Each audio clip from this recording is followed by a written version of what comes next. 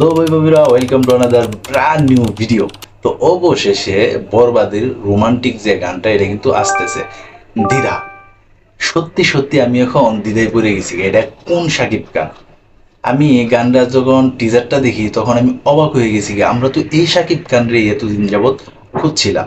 শিকারী, নবাব, তুফান, রাজকুমার, প্রিয়তমা, এই সব কয়টা সিনেমার পর শাকিব খান রে আবার নতুন করে উপস্থাপন করতে যাইতেছে মেহেদী হাসান হৃদয়।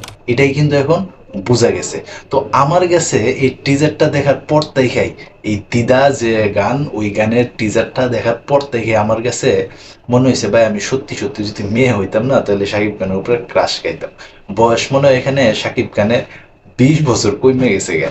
তো এত সুন্দর স্মার্টনেস আমি এর আগে শাকিব খানের আর কখনো দেখি নাই। তো এই গানটা গাইছে কিন্তু প্রীতম হাসান, এবং সুর এবং সঙ্গীতায়োজন করছে কিন্তু সেই প্রীতম হাসান। আর প্রীতম হাসানের গান কিন্তু বরাবরই বেশ ভালো হয়। তো এবার দেখা যাক সেই বরবাদ সিনেমার রোমান্টিক গান দ্বিধা, এটা কেমন হয়। আর আপনারা ইতিমধ্যেই জানেন যে বরবাদের আরেকটা রোমান্টিক গান গাইবে আসিফ আকবর এবং কুনাল। তো সর্বশেষ শাকিব খানের নিয়ে এই কথাটা কিন্তু বলাই যায় যে বেস্ট একটা রোমান্টিক সং আসতে যাইতেছে সেই বরবাদ সিনেমায়। এখন শুধু অপেক্ষার পালা, কবে এই গানটা মুক্তি দিব।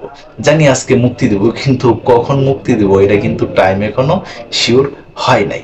তো দেখা যাক, যতই দেরি হোক না কেন আমরা তো গানটা দেখার জন্য অপেক্ষা করতেছি। তো তোমরা কে কে এই গানটা দেখার জন্য অপেক্ষা করতেছো অবশ্যই তোমরা কমেন্ট বক্সে জানাইতে পারো। আর যে যে এই গানটা দেখার পর দ্বিধায় আছো, তোমাদের দ্বিধাও কিন্তু ক্লিয়ার হবে। তো এই ছিল এখনকার মতো ভিডিও। তো সবাই ভালো থাকবা, সুস্থ থাকবা, কাছে নষ্ট ভালো রাখবা। ধন্যবাদ সবাইকে, আল্লাহ হাফেজ।